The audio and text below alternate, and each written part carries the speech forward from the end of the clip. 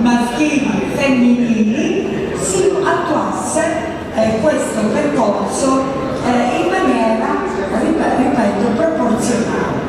Il 7-1 ha un po' sconvolto le aspettative giuste, perché lo spazio, così come ha detto il collega Giuliano, alla cultura ci deve essere sempre, la Commissione l'ha dimostrato, però quando parliamo di cultura dei vari generi. Questa è la linea che l'amministrazione, soprattutto Condoia, riprenderà nella commissione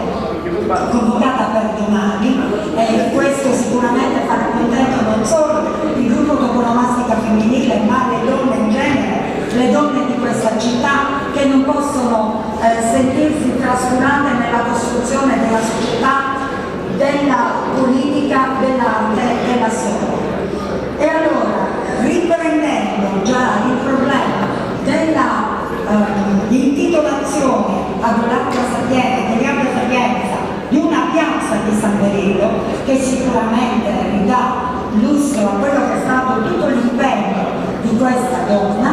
forse è possibile riprendere i toponimi al femminile, considerato che probabilmente l'individuazione non è stata realizzata solo per la difficoltà di trovare nomi al femminile. Ma Andreana Sarto,